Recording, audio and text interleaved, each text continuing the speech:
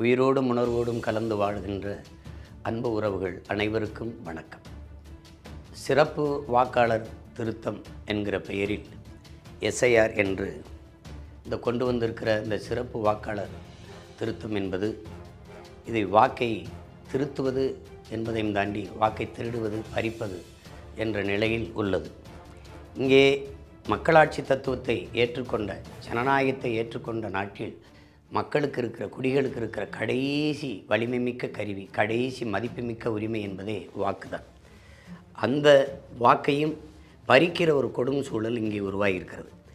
இந்த சிறப்பு வாக்காளர் திருத்தத்தின் மூலமாக பீகாரில் மட்டும் 81 லட்சம் வாக்குகள் விடுபட்டிருக்கிறது. வாக்கை செலுத்துகிற தகுதி பெற்றவர்கள் அந்த வாக்குரிமையை இழந்திருக்கார்கள் என்பதை சான்றோர்களோடு நிறுவியிருக்கிறார்கள்.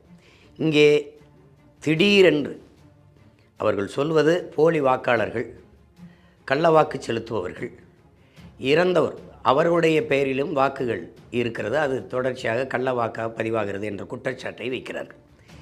ஆனால் இப்போது ஒரு வேளாண் குடிமகன் நிலத்தில் விளை வைத்த பயிரிலே களை இருக்குது என்றால் அந்த களையை கண்டு உணர்ந்து அதை பறித்து வெளியிலே எடுப்பது தான் முறை. மொத்த நிலத்தையும் மொத்த பயிரையும் அழித்துவிட்டு மறுபடி பயிர்களை நடுவோம் என்று சொல்வது பைத்தியக்காரத்தனமானது. அப்படி ஒரு வேலையைத்தான் இந்த சிறப்பு வாக்காளர் திருத்தத்திலே இந்த அரசு முன்னெடுக்கிறது. கலை எங்கே இருக்குது? போலி வாக்காளர்கள் என்றால் அந்த வாக்காளர்களை கண்டுபிடித்து அவர்களை களைய வேண்டும். இறந்தோர்கள் என்றால் இறப்பு சான்றிதழை வழங்கியிருப்பார்கள். அப்போ இறந்தோர்களை பெயரை அதிலிருந்து நீக்காது விட்டது யாருடைய பிழை? இப்போதுதான் போலி வாக்காளர்கள் இருக்கிறார்கள், கள்ள வாக்கை பதிவு செய்கிறார்கள். இப்போதுதான் இறந்தவர்கள் பெயர் பட்டியலாம் இருப்பது, அதெல்லாம் வாக்காளர் பட்டியலில் இருப்பது உங்களுக்கு இப்போது தான் தெரிய வருகிறதா? அப்போ இத்தனை ஆண்டுகளாக அனுமதித்ததேன்? இப்போ இவ்வளவு தேர்தல் வெற்றிகளும் கள்ள வாக்குகளிலும் இந்த இறந்தவர்கள் பெயரில் பதிவான வாக்குகள் தான் வென்றிருக்கார்கள் என்றால் அந்த தேர்தல் வெற்றி செல்லாது என்று அறிவிக்க நீங்கள் தயாராக இருக்கீர்கள் என்றால் யாரிடத்திலும் பதில் இல்லை.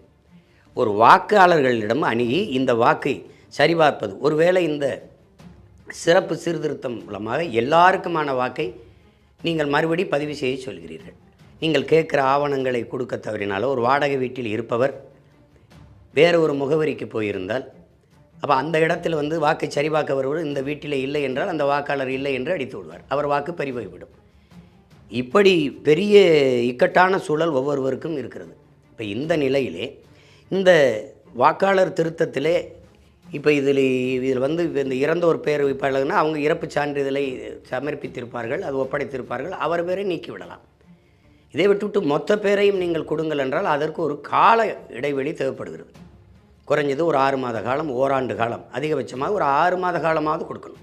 இப்போ நவம்பர் 4 ஆரம்பித்து பிப்ரவரி 7க்குள் முடிக்கணும் அப்படின்னா அடுத்த மாதத்தில் தேர்தல் வரும்போது இந்த 2 மாத காலங்களுக்குள் மொத்த வாக்கையும் சரிபார்க்கணும், அது பதிவு செய்யணும் என்பது எவ்வளவு நெருக்கடியான சூழலை உருவாக்கும். அதிலே நீங்கள் இந்த வாக்கக அதிகாரிகளாக பூத் லெவல் ஆஃபீஸர் அப்படி போட்டது யார் என்றால் அவர்கள் ஹெல்த் லேபர் என்கிறீர்கள். அவர்கள் அங்கன்வாடியில் வேலை செய்கிறவர்கள், இந்த துப்புரவு பணி செய்கிறவர்கள், இந்த சத்துணவு கூடத்தில் வேலை செய்கிற ஆயா அம்மாக்கள், இவர்களெல்லாம் அந்த பணியை செய்ய வைக்கிறீர்கள். இப்போ மதிப்புமிக்க வாக்குக்கு நீங்கள் என்ன மதிப்பு கொடுத்துருக்கிறீர்கள்? இப்போ இதுக்கு இவ்வளவு கால இடைவெளிக்குள் இதை எப்படி சரிபார்த்து முடிப்பீர்கள்? இப்போ விசாரிக்கும் போது ஒவ்வொரு தொகுதியிலும் 20,000 வாக்கு, 26,000 வாக்குகள், 30,000 வாக்குகள், சில இடங்களில் 1 லட்சம், சோழிங்கநல்லூர் எல்லாம் 1 லட்சம் வாக்குகள் பதிவாகவில்லை, விடுபடுகிறது என்று கடைசி நேரத்தில் நீங்கள் அறிவித்து விட்டீர்கள். இவ்வளவுதான் வாக்கு என்றால் என் வாக்கு விடுபட்டு போய்விட்டது என்று அது மறுபடி விண்ணப்பித்து அந்த வாக்கை புதுப்பித்துக் கொள்வதற்கு, அந்த வாக்கை தக்க வைத்துக் கொள்வதற்கு கால அவகாசம் இருக்கிறதா என்று யோசிச்சு பார்க்கணும். இல்லை, உடனே தேர்தல் வந்துடும். இப்போ 100 விழுக்காடு வாக்குகள் இருக்கும்போதே 60-65 விழுக்காடு தான் பதிவாகுது. நீங்கள் 60-65 விழுக்காடு தான் வாக்கே இருக்கும் என்றால் எவ்வளவு பதிவாகும் என்று பாருங்கள்.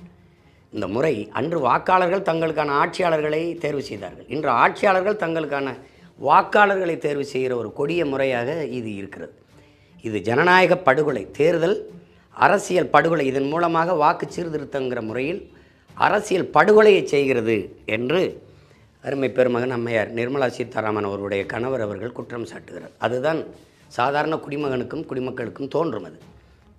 அதனாலே நம்ம எவ்வளவு போராடியும் இந்த எஸ்ஐஆர் என்கிற சிறப்பு வாக்காளர் திருத்தத்தை இவர்கள் கைவிடுவதாக இல்லை, வலிந்து திணிக்கிறார்கள். ஒரே நாளில் பணம் சென்றாது என்றார்கள், குடியுரிமை சான்றிதழ் சிஏஏ என்று உடனே காட்ட வேண்டும் என்றார்கள், ஆதார் தான் அனைத்துக்கும் நிவாரணம் என்றார்கள், ஆதார் தான் அனைத்துக்கும் அடையாளம் என்றார்கள். இப்போ ஆதார் அது பயனற்றது, அது ஒன்றுமில்லை என்கிறார்கள். இப்போது இந்த சிறப்பு சீர்திருத்தத்திற்கு அவர்கள் கேட்குற இந்த ஆவணங்களை திரட்டி கொடுப்பதற்குள்ளே காலம் ஓடிவிடும். ஆனாலும் பீகாரிலே இருப்பவர்கள் அங்கே அவர்கள் அம்மா அப்பா வாக்கு செலுத்தியிருந்தாலே இங்கே வாக்குரிமை எடுத்துக்கொள்ளலாம் என்கிறார்கள்.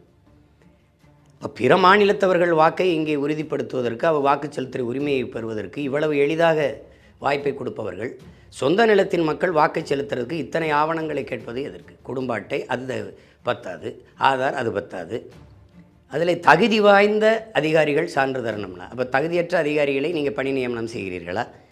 எங்களுக்கு சான்றிதழ் தருபவர், ஏற்பு சான்றிதழ் தருபவர் தகுதியான அதிகாரியா இல்லையா என்பதை நாங்கள் எப்படி கண்டு உணர்வது? இது எவ்வளவு கேலிக்குத்தான ஒரு அணுகுமுறை என்று பாருங்கள். விண்ணப்ப படிவத்தை பூர்த்தி செய்து நிறைவு செய்து கொடுத்து விட்டீர்களா? அப்படி இல்லை என்றால் அதை செய்வதற்கான முயற்சி செய்யுங்கள். ஏனென்றால் காலங்கள் ஓடிக்கொண்டிருக்கிறது.